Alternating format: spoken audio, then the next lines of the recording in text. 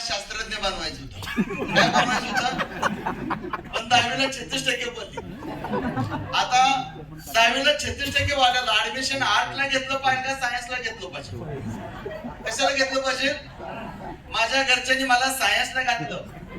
आता कॉपी करून पास जाणाऱ्या मुलगाला सायन्स पटेल. मला 6 महिने sine cos tan theta delta beta त्यावेळेस पण काही कळलं नाही आणि आज पण कळलं नाही. आज कळलं रोगाची नाव आणि गाड्याची नाव आहे. बरोबर आहे ना? मग कसं तर लाजकाच परत कॉपी करून पण 12वी पास झालो आणि 12वीला एवढी प्रगती पडली फक्त 37% पडली. काय केली पडली? बरं कॉपी कशाच करावं हे पण कळलं पाहिजे. इंग्लिशच्या पेपरला गणिताची कॉपी करतोय चालेल का बाबा? आयुष्यात कॉपी कशाची करायचीच कळलं. महाराष्ट्रीयन माणसं ज्यादा मोठेपणा घेतात का मोटिवेशन घेतात? हॅलो, मग आपण पण तेच करणार. आता जर ह्या मॅडमला म्हणलं तुम्ही कोल्हापूरच्या महापौर बनवू शकता, फक्त एवढेच बोला, उद्यापासून हळद कुंकाचा प्रोग्राम चहा पाण्याचा प्रोग्राम मॅडमच्याच घरी चालणार. मोठेपणा जसं जसं माझं वय वाढत गेलं, वजन वाढत गेलं ना अक्कल कमी होत गेली. मग मी 12वी झाल्यानंतर गावातली लोक म्हणली बापू आपण तुला गणपती मंडळाचा अध्यक्ष बनवतो. माहिती ना गणपती मंडळाचा अध्यक्ष याला मी लय हवा. पण गणपती मंडळाचा अध्यक्ष झालो आमच्या ग्रामीण भागात एक असते वर्गण कुठून चालू करायची पहिल्यांदा स्वतःची पावती पण लागते. आता आपल्या खिशात पैसे असतात का? मग आम्ही आमच्या घरी वर्गण मागायला जायचो. आमचे काका शिक्षक आहे. बापू मी तुला पाजन तोडी वर्गण देतो फक्त तू गणपतीची आरती म्हण. आता गणपती मंडळाचा अध्यक्ष मी आहे. मला आरती काय येत नव्हती तरी मी अध्यक्ष होतो. आल्या म्हणलं ह्यात काय प्रॉब्लेम नाही. मी परत गणपती मंडळाचं पद सोडून दिलं. मग तसंच मी परत मला म्हणली गाव आता तू तांडामुक्तीचा अध्यक्ष हो. माहिती ना तांडामुक्ती अध्यक्ष? मी 5 वर्ष सर तांडामुक्तीचा अध्यक्ष होतो. मी गावाची भांडणं मिटवायचो आणि घरी गेल्या गेल्या माझ्या बायकोचीच भांडणं चालायची. आता खरं सांगा आपली बायको भांडते जगाला सांगू शकतो का? आमच्या सोलापूरला एक म्हण आहे बघा, जगाला भारी म्हणजे तुम्ही पण आहे म्हणत. मला वाटलं मी एकटाच आहे बघा. म्हणजे असं मन चालू होतं. मग चला म्हणलं हे पण असताना म्हणजे माझं बरंच काही चालू असताना मला वाटायचं माझं लय भारी चाललंय. किती लोकांना लय भारी वाटलं? सर्वांना वाटतं लय भारी चाललंय या. आणि अशा वेळेस 2013 साली जसं तुम्हाला कुणी ना कुणी हॉलमध्ये बोलवलं नाही सांगा बरं. अशा मला 2013 साली 3 लोक टू व्हीलरवर आले. आता माझ्याकडे गाडी आपाची कमय बापाची माझं काहीच नव्हतं. मी वयाच्या 29 वर्ष बापूच्या खानावळमध्ये खाल्लंय. माहिती आहे ना बापूची खानावळ?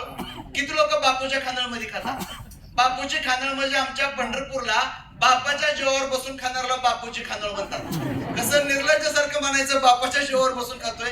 मी 29 वर्ष बापूच्या खानावळमध्ये खात होतो आणि अशा वेळेस 2013 साली 3 लोक आलेत आणि मला डायरेक्ट करोडोच्या गोष्टी बोलतात. पटलं असेल गाव? खरं सांगा आपल्या घरी पाहुणा आला सुरुवातीला पाणी देतात का चहा देतात? मॅडम झाले का कोल्हापूरला असं कधी? पाहुणा आला दरवाजा उघडला हा चहा घ्या आणि 15 मिनिटांनं पाणी प्या. पाहुणा म्हणाल ही बावलट आहेत का मी बावलटच्या घरी आलोय?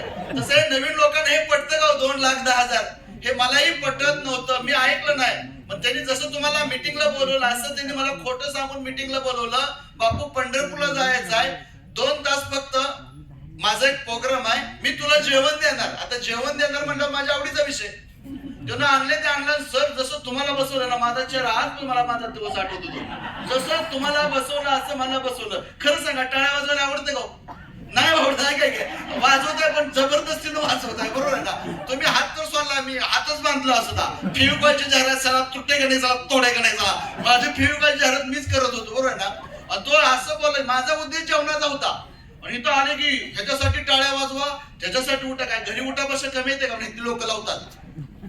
लास्टला एक डॉक्टर साहेबासारखा एक व्यक्ती आला आणि किती लोकांना जेवण पाहिजे म्हणलं राहिलं म्हणलं अख्ख्या हॉलमध्ये फक्त माझ्याच क्वालिटीचा माणूस भेटला आणि मी 2 हात वर केलं. आता मी 2 हात वर केलं. मला वाटलं अख्खा हॉलच्या हॉल जेवणासाठी आला असेल. पाठीमागं वळून बघितलं तर कोणाचाच हात वर नाही. मी गुपचूप परत हात खाली केला. लोक म्हणजे हा उपफिपशे काय. पण लास्टला एक व्यक्ती म्हणला कदाचित ज्या व्यक्तीने तुम्हाला आज बोलवलंय कदाचित तो तुम्हाला जेवण देणार नाही पण या सिस्टमला समजून घेतला तर 2 पिढ्यांचं जीवन बदल जाणार नाही. त्या मित्रासाठी मनापासून आज तुम्ही रिलेशनवर आलाय कंपनी बघून आलाय का? मग 2013 साली मी आलो. मी जॉईन पण झालो मोटिवेशन मध्ये. आज तुम्ही मीटिंग मध्ये बघितला यात्रेतला फुगा माहित आहे का? फुगा केवढा असतो? फुगा यात्रेतला फुगा असतो ना एवढा मोठा असतो आणि जसं जसं घरी येईल तशी त्याच्यातली हवा जाती नाही सांगा बरं. मग मी मीटिंग मध्ये गेलो, माझी लय हवा भरली मीटिंग मध्ये. तो मला वाटलं माझं लय गावात वट आहे. मग मी सांगाय गेलो का नाही बिझनेस मध्ये स्वतः डोकं लय वापरायचं नाही. हॅलो, माणसानं शहाणा असावं पण अति शहाणा नसावं, माणसानं हुशार असावं पण अति हुशार नसावं. माझ्या घरी तेच प्रॉब्लेम झालं. मला 36%, माझ्या घरी 2 एमटेक आहेत, 2 बीटेक आहेत, 2 फार्मासिस्ट आहेत ती आणि 2-4 फर्मिस्ट आहेत ती.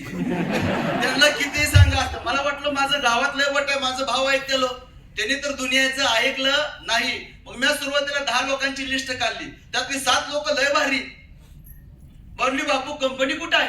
आता मला माहित नाही कंपनी कुठं आहे. कंपनी चेन्नईची, सांगणारा मुंबईचा आणि मदत ती पंढरपूरचा. मदत करायची. तरी ती 7 लोक सर कंपनीच्या ऑफिसची बघायला गेली ती. मग ती श्रीलंकेला गेली का तामिळ भांड्यात गेली, अजून मला भेटली नाही ती. तर ती दोघं तिघं म्हणली बापू कंपनी लय भारी आहे, पण मी कुठलाही निर्णय माझ्या बायकोला विचारल्याशिवाय घेत नाही. मी म्हणलं तू विचार अगर नाही विचार. ती जर एवढी शहाणी असती तर माझ्या संग लग्न केलं असतं का? त्याच्यामुळे मी तिला तुमचा प्रश्न आहे तुम्ही विचारायचं नाही. माझ्या जिंदगीतला पहिला निर्णय मी माझ्या बायकोला न विचारता घेतला. आता मला सांगा बिझनेस लय चांगला आहे, पण थोडं ज्ञान घेतलं पाहिजे. मग बिझनेस मध्ये पॉझिटिव्ह पेक्षा निगेटिव्ह लोक जास्त असतात.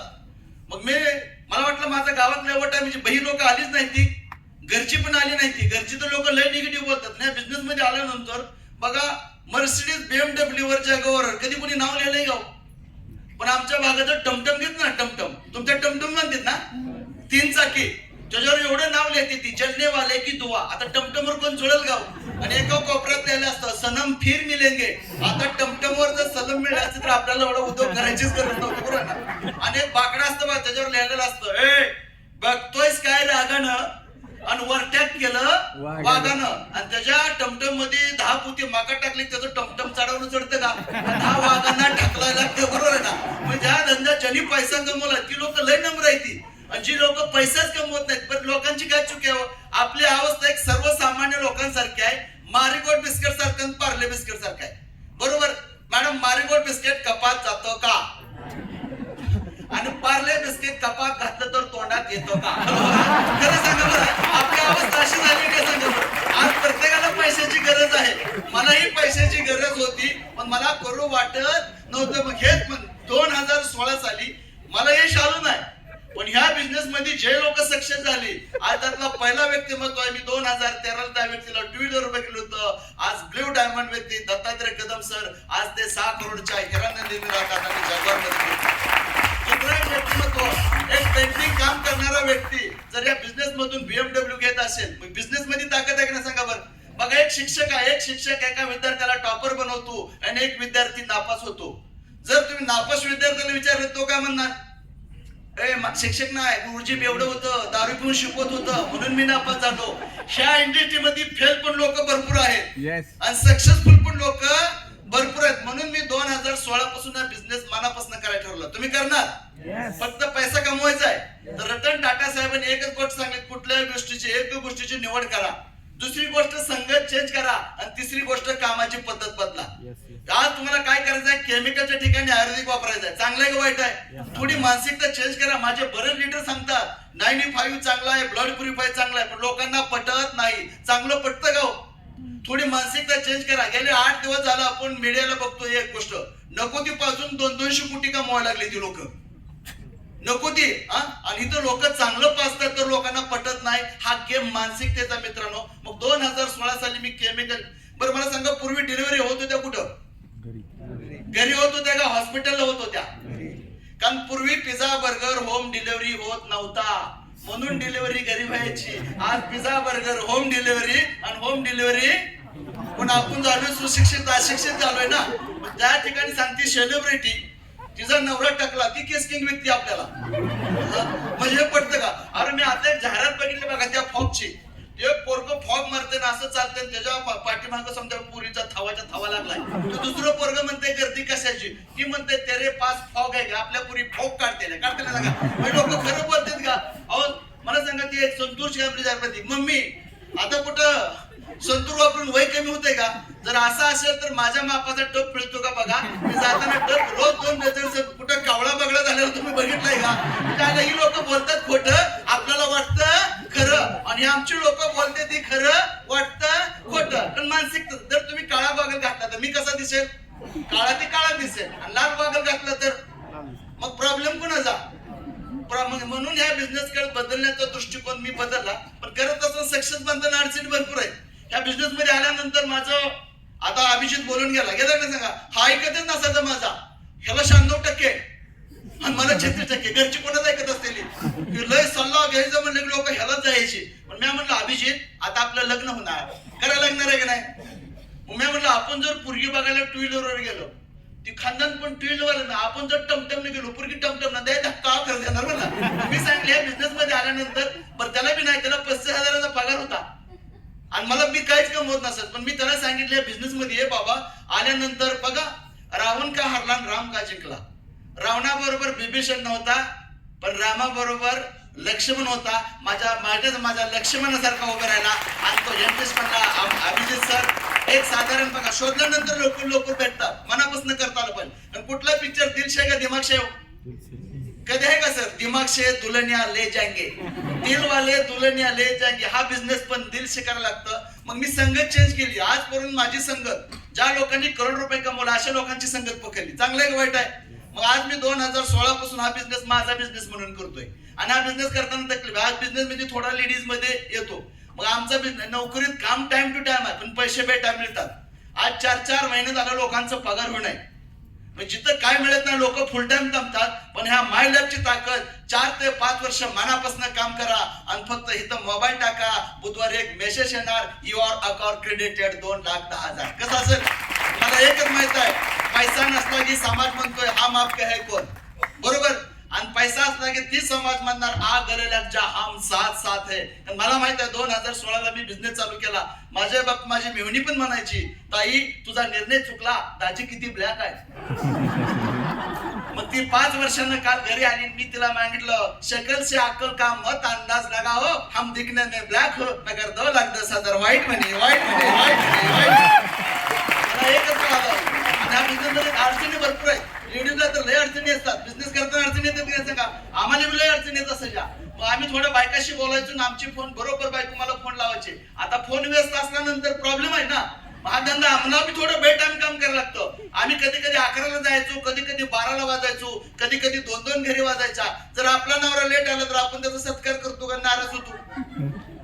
नाराज होतो ना. तुम्ही गप्प तर आहे. आमच्या बायकोचा असं गाल मोठा असायचा, अख्ख्या पंढरपूरचं टोमॅटो तिच्याच गालात जायचं. त्या म्हणलं तू काय झालं नाराज काय? तर अख्ख्या गल्लीत तुमची चर्चा उठली. म्हणलो का तुझा नवरा कधी पण येतो, कधी पण जातो, त्याचं बिहेवियर चेक कर, सारखा मोबाईलवर बोलतो.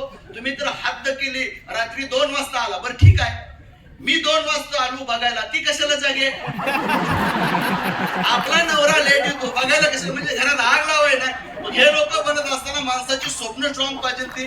मग मी एक ठरवलं, माय लॅपटॉप स्वप्न पूर्ण करू शकतोय तर हा जिवंत लोकांचा बिझनेस आहे. दिल से काम करायला लागत, मेहनत तर करायला लागेल. इथं आयतं काही भेटणार नाही. पैसे देचाल वस्तू मिळल आणि काम केल्यानंतर पैसे मिळतात. आयतं इथंही काही भेटत नाही. आज मी बघता एक भरोसा ठेवला. आज मी करोडपती झालोय महत्वाचं नाही. एक सलून वाला करोडपती झाला, एक स्वप्नील शिंदे सारखा करोड झाला, एक ब्युटी पार्लर वाली करोड झाली, एक पोद्दार इंग्लिश मिडियमला. आज मी एकटा करोडपती झाला नाही. आज माझ्या ग्रुप मध्ये 11 लोक करोडपती झाली. ह्याच्यात मला मोठा आनंद आहे. रेल्वे इंजिन म्हणून फायदा नाही, डबा आपल्या बरोबर पाहिजे. इंजिन पडते काय फायदा आहे का? आज मी ज्या घरात राहतोय, आज त्या घराची किंमत 1.25 कोटी रुपये. आणि आनंद आहे, मी पहिलं पप्पाच्या घरात राहत होतो, पण आज पप्पा माझ्या बरोबर राहतात. त्याच्यापेक्षा मला मोठा आनंद आहे. एकच आज भरपूर वेळा विदेश टूर गेली, पण काय लोकांना एवढं बघून पण विश्वास बसत नाही. हे खरं बोलत असेल का? डाऊट घेतात. आम्ही काय बाबा नाही बाबा, कुठला बंधू भोवा नाही, जे आहे ते आहे, बरोबर आहे ना? जे काय असेल ते आम्ही खरं बोलतो. पण लोक लय येते. आज मला सांगा, प्रभू सर बिचारा जेवण करतोय, आपल्याला दिसतंय. प्रभू सर जेवण करताय काय? आता गात चावतोय, दिसतंय, तरी लोक डाऊट घेते. त्या बिचारा दुपारचा झोपलाय. आता आम्ही गप बसायला पाहिजे का नाही? त्या प्रभू सरला असं हलवून उठवतोय, होय साहेब झोपलाय काय? लगा ती घोरतय, दिसतंय, तरी म्हणतोय झोपलाय काय? आणि एवढ्यात त्या प्रभू सरांच्या घरासमोर एक मयत चाललेलं असतं. आता मी गप बसायला पाहिजे का नाही? प्रभू साहेब मेलय काय हो? प्रभू सर असं रागानं बोलतो, नाही त्याला झोपायची सवय आणि त्या चौकाला फिरवायची सवय. आता मला सांगा, आम्हाला पैसे नसतं तर इथं यायची काही सवय आहे का? आम्ही लगा खात्या पित्या घरचं आहे, बरोबर आहे ना? फक्त एकच करा, आज कंपनीत ओपन, आज डॉक्टर पण करू शकतोय, एक लेडीज पण करू शकतोय, एक सर्वसामान्य बी करू शकतोय, एक एमटेक वाला करू शकतोय, एक बीटेक वाला करू शकतोय. फक्त तुमच्यात किती दम आहे तेवढा पैसा कमवायचा. काळ आणि वेळ कुणाला सांगून येत नाही, पण आलेली वेळ हा तुमचा सक्सेसफुलचा काळ बनल्याशिवाय राहणार नाही. आज एकादशी आहे, माहिती आहे ना? आज मी पंढरपूरून आलोय.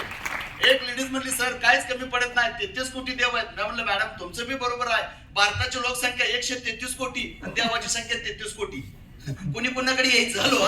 33 कोटी देवांना, उरलेल्या 100 कोटी लोकांना देव पोचत नाही, पण देवाच्या रूपांना कोण ना कोण तुमच्यापर्यंत पोहोचतोय. आज संधी म्हणून बघायची.